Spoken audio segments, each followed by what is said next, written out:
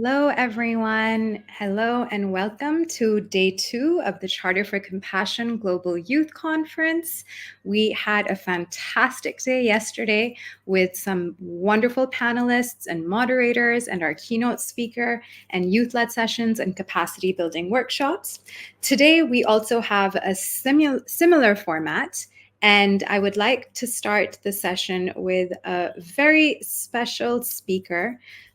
Our youth spotlight speaker for today is going to be joining us from a Rohingya refugee camp. But before that, I would like to call on stage my dear friend and colleague, who is also a youth leader in his own right and a wonderful advocate for peace and justice in the world. He is also a member of our Charter for Compassion Youth Committee, and his name is Mangesh Pol. And I'm going to bring him on stage to give you a quick introduction to him, and he will be introducing our youth spotlight speaker for the day. So without further ado, I'm going to bring Mangesh onto stage. Hey, thank you, Anu. Good evening, good morning, good afternoon, everybody. I'm so happy and grateful to be part of this wonderful journey together. And just putting my hand on my right hand on my heart and say prayers to and energy for all of you. Before I say something, I would like to tell about myself. My name is Mangesh. I'm from India, the city called Pune. And I'm very, very grateful to be part of this beautiful journey together. And about myself a little bit before I introduce Maung. Mangesh, this is a name I got when 27 years back, but there is a lot of things behind that. That is, I work now as a Mahir Ashram, that is an orphanage in Pune, and we have 70 branches across India. Mahir means mother's home in Marathi language. When I was 6 years old, I came to Mahir orphanage. But why I came, I wanted to tell you. I born in an untouchable family, the Dalit in India, we say. Me, my mom, I have two older sisters. We were struggling for the food. We were trying to get the food. We were trying to get the education. And my dad wants a boy child. And when I was born, my dad just left the home. And I don't know what happened. I never seen him. I'm missing him. It's feel like a empty bowl in my heart, like missing him, that part. And there is a grief at the same time. I don't know what happened. He wanted a boy child, but still I never saw him. And when I was with my mom, and we were trying to get the food and asking for the food and running around. One angel came into my life. Her name is Sister Lucy Kurian, who is the founder and director of Mahir Orphanage in Pune. So she said, what do you want? And as an age of 6, I don't care about the world. I don't care about the city and the state and all. I said, I want food. And she said, come with me. So I went with her, and she said, I will give you the food. So first time in my life, somebody said, I will give you the food. Beside my mom, beside my family. And in that slum where I was born, like everybody was like hating me. Nobody was giving me food. Everybody was telling me to go here, go there, and try to. So my mom used to go around asking for the food. So that kind of condition was. But when Sister Lucy, the angel, I called her my angel, when she came and she said, there is a home called Mahir, and you should come there. And my mom was crying, like, he's going to the orphanage. But my mom was happy also, like he will get education and he will get food. So through that, I went to Mahir. And Mahir, as I said, Mahir is a mother's home. In the same time, as soon as I went to Mahir, as I said that I born in an untouchable family, Sister Lucy who came and she hugged me. And I felt that's a touch of the pure love. And I entered into the Mahir, and I saw the love is my religion. And that's the love. Everybody needs love, because in every religion there is love, but love has no religion. Because when I feel like I born in an untouchable family, but I'm feeling now touched by my heart. And then I started studying. I never thought I will go to school. Now I finished my studies. I finished my MBA in Masters in Business Administration in International Marketing. Then I got a President Award from the President of India. And it was a beautiful thing when I was on the stage, in Delhi, and everybody was standing, giving ovation and everything. And I was looking, not that gold medal, I was looking, where is my mom and sister Lucy in that crowd? Because it's not about the gold medal or it's not about the president award. It's about the people who helped me in my life to come there, to come to achieve whatever I can. So I'm very grateful for these people who came in my journey to support me, to heal me, to cry with me, to have laugh with me, and I was very very happy at that time. Then I decided, I got a president award, and I was like full of joy and everything. And I said, now I need to go and work out. And Sister Lucy and my mother said, no, this is not time to work. You need to learn more. Then I started doing my social studies, and I finished my social studies, and then I decided to work for the community. After my MBA, I got a job in HSBC Bank, Hong Kong Shanghai Business Corporation Bank, and ICICI Bank, that's in India. But that same night, I felt, who gave me life? I asked the question of myself. And then I said, Mahir, who gave me life? The orphanage gave me life. And at the same time, that same night, I sent an email to the bank and I said, no, I don't want to work with the bank. I want to work with the orphanage, because wow, the way I gone through a lot of struggle, a lot of challenges, a lot of suffering, I don't want other children also go through that. So I started working for the same orphanage. It's not about working. I feel like it's a seva, it's a service to the humanity. Then I started working for the Interfaith Association for Service to Humanity and Nature. And through that, I started thinking about how I can compassionately do some work. And then I joined it, the Chartered of Compassion.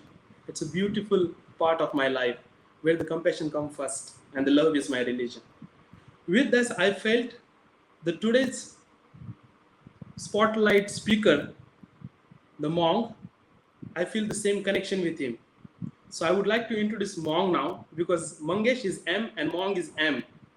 So Maung Hla Myint, it's a stand as a beacon of hope and resilience, dedicating his life to advocating for the right of the Rohingya people. As a youth leader and human rights activist, his unwavering commitment echoes beyond borders and inspires generation to fight for justice and equality. But I feel justice and equality is there, but at the same time, I feel his work is more pure than what he shows. I feel his love and his care for the community is bigger than his heart. Monk, he is such a beautiful human being and great example for all youth, what youth can do for the society. Also, same time, I feel he's not only working for the Rohingya people, but he's working for the community of world, because he is a great example for that. At the same time, I want to say the small part what when I was talking to him, he said, I'm just documenting the concern, emotions, and suffering of the Rohingya people, as well as concerning their message and capturing their lives. Can you imagine the thinking about capturing their concerns? Who thinks about nowadays to doing this kind of work? But Mong is doing this kind of work, not only in Bangladesh, also in Myanmar. Both. But I feel not only Bangladesh and Myanmar, but also he's working for the whole world to as a great example.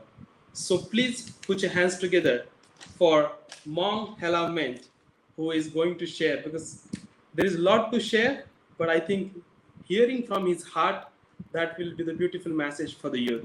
So please welcome Maung Hla Myint for the day of this special event. And welcome Maung to the main stage. Hi everyone. Thank you for giving me this chance to address my speech and our feelings into such a great and wonderful event. I'm really honored and happy to share the feelings of our peoples on behalf of the Rohingya genocide survivors and the Rohingya genocide victims. So, my name is Maung Hla Myint, also known as Muhammad Musa. I'm one of the Rohingya genocide survivor, and have been living in the refugee camps of Cox's Bazar, Bangladesh for over 6 years now.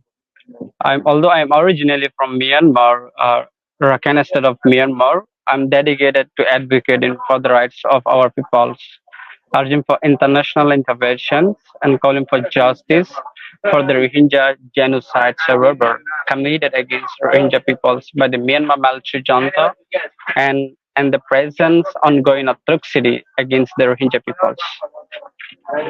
For over half a centuries, our community has faced systematic genocides at the hands of Myanmar authorities, and this violence continues today. During Exodus of 2017, 9,208 Rohingya people were brutally killed, and while others 1,358 people were judicially killed. Additionally, 1,835 women, including girls, were raped and gang raped. On the other hand, 2,157 Rohingya people were arbitrarily arrested. There were 960 people were extremely injured, and other 72,594 houses were abandoned, and 75,584 houses were looted. Furthermore, 906 mosques and 951 Islamic schools were destroyed by the Myanmar military junta, and over 7 750,000 people were forcibly displaced from Myanmar to Bangladesh. I'm one of among them. Now we have been taking refuge in Bangladesh over 6 years now. We express our deep gratitude to Bangladesh for providing us with temporary shelters during these difficult times. Their hospitality has offered us a safe haven amidst the turmoil we have faced.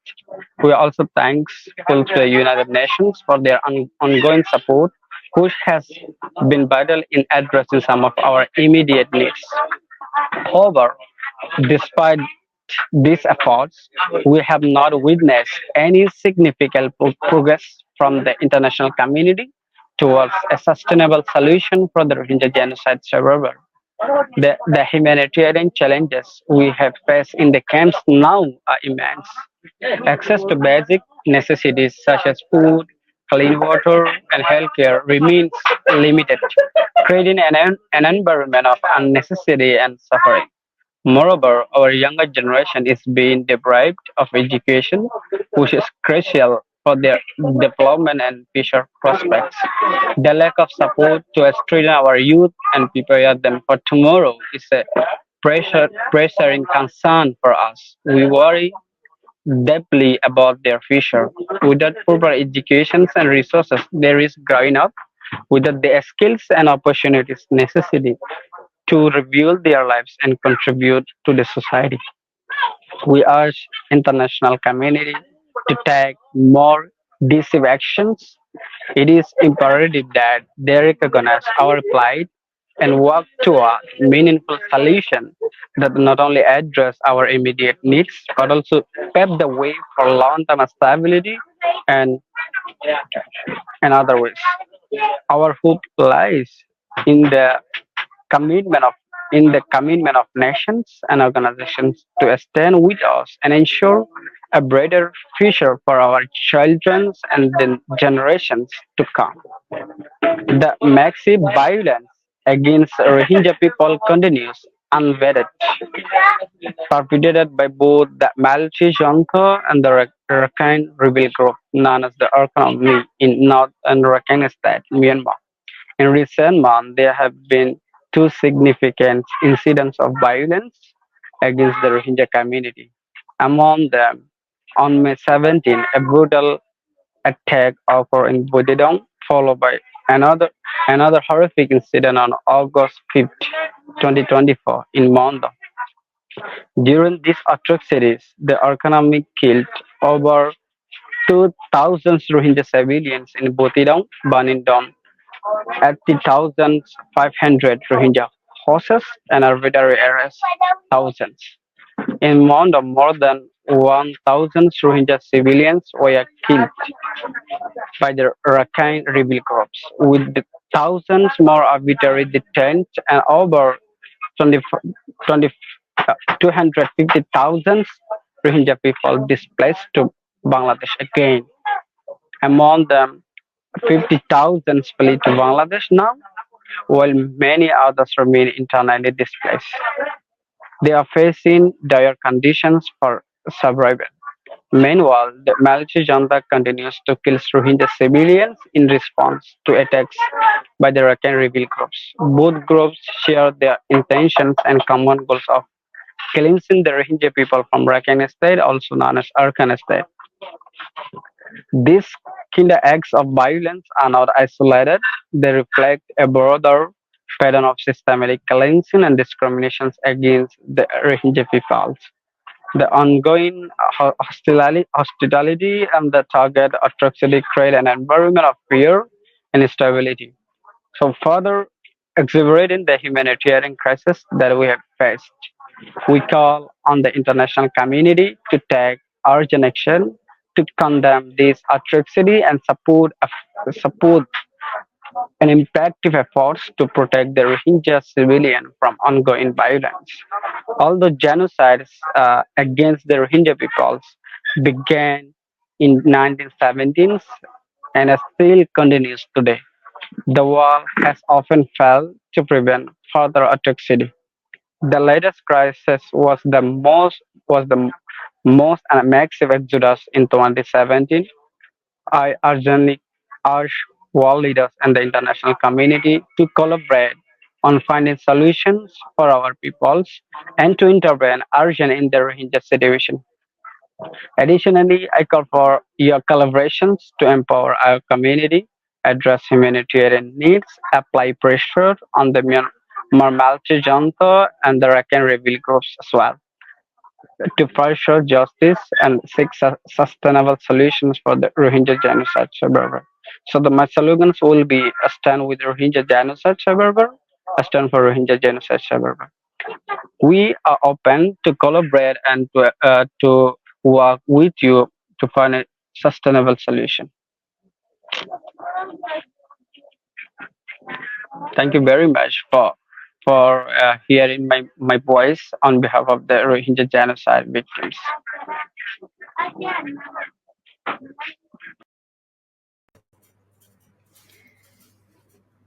Thank you so much for sharing your story with us, Maung. I think I speak on behalf of everybody in the chat who has sent forth their support to you, and also we are deeply honored to have you as our youth spotlight speaker for our Charter for Compassion Global Youth Conference. And I deeply hope that all the calls to action that you have put forward in your speech and all of the amplification that we can do from our end and to all of those watching here today will aid your journey of fighting for peace and justice for the people of your Rohingya community. Thank you again for being with us, and we also want to extend our gratitude to Mangesh, who did a fantastic job introducing Maung. It is truly moving to be in the presence of these two wonderful young leaders who are doing so much in their community to fight for peace and justice, and also to bring healing to the communities that they live in. And with that, we are going to take a quick 10-minute break, and I will see you all back here for our first panel of the day, which will focus on themes that I think Maung has already so beautifully shared in his Youth Spotlight speaker address. We will be speaking about peace, justice, and strong institutions, which is the UN SDG 16. And we have a wonderful group of panelists moderated by our very own Board of Trustees member for the Charter for Compassion, Baba Loa. And we will see you back here in 10 minutes for that panel. Thank you so much, everyone.